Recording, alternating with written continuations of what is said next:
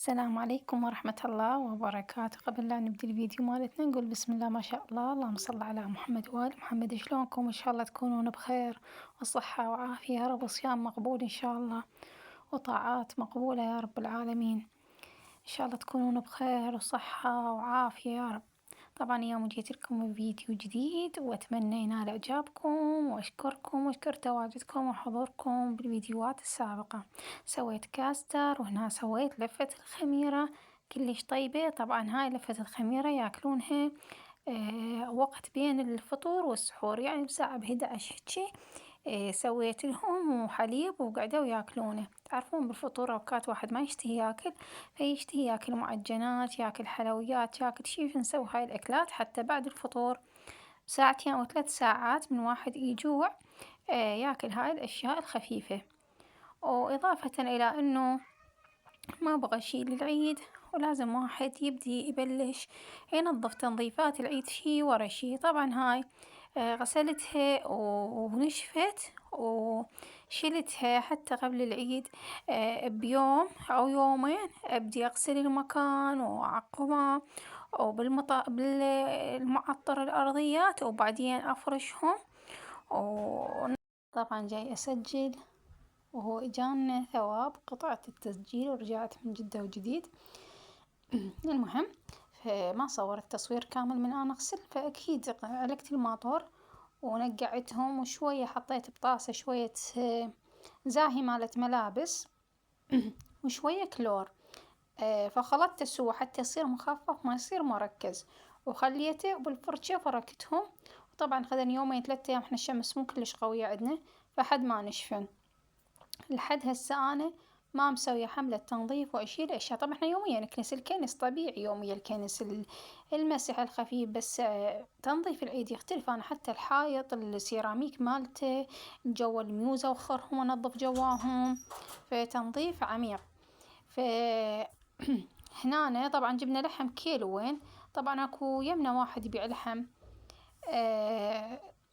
والله خوش لحم يجيب، يعني يوم بيومه.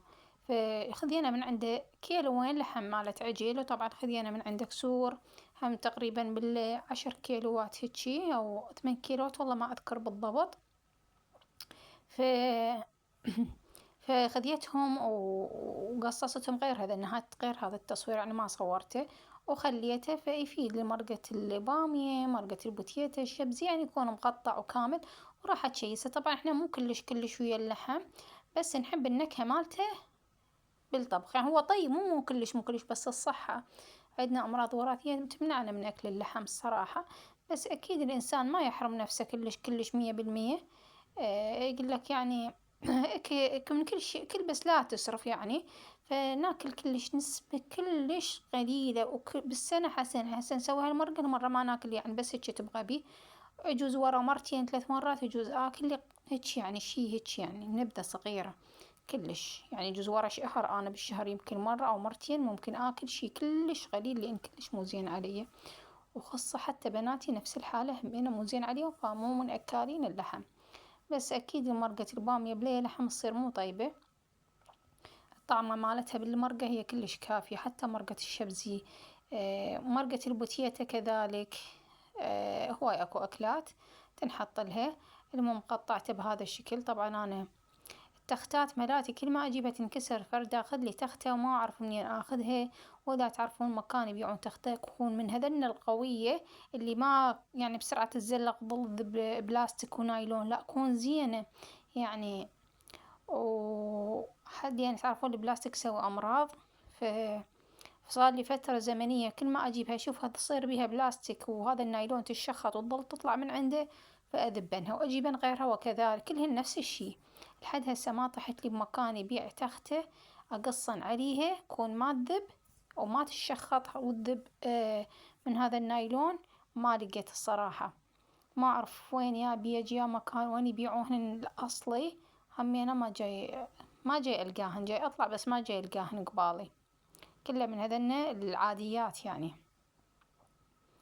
فقطعته بهذا الشكل. طبعا هنا هو شوية ببرودة فتشوفونه ينقص. إذا تردون اللحم ينقص بسهولة، فخلوه شوية مو يجمد بس ياخذ شوية يريد يصك يعني. فقصوه يتقطع عندكم. بالرغم أنا سكينتي مو باشطة 100%، يعني قديمة عندي، ينقص عندنا بسهولة.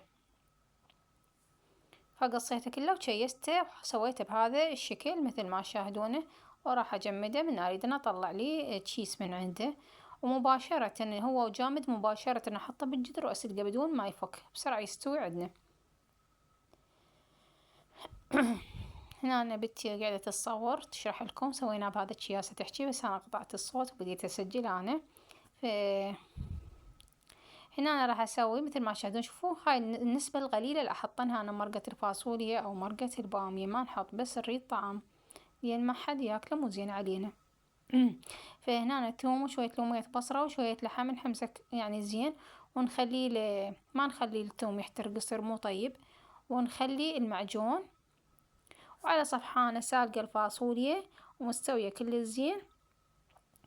وراح هنا فلفل أسود شوية خليت، وراح أخلي هاي اللي حمسته راح أخليه فوق الفاصوليا وأخليه يستوي كله سوا، أو نجيب الفاصوليا نخليها فوق هذا الجدر، ماكو إشكال، هو كله نفس الشي.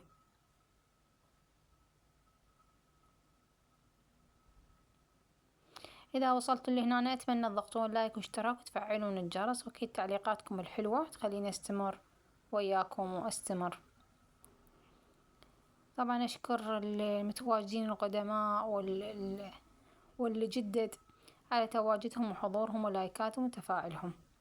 هنا أنا جبت الصلصة اللي سويتها باللحم وخليتها فوقه، وهنا أنا بدأت يعني تفور عندي، أو نص النار وسطها وخليها تستوي براحتها. وأكيد ما تنوك حارة حارة كلش، شوية تصير فاترين تطعم أحلى. وهنا أنا بدأت تطخن عندي وتجهز عندي، وهذا شكلها النهائي.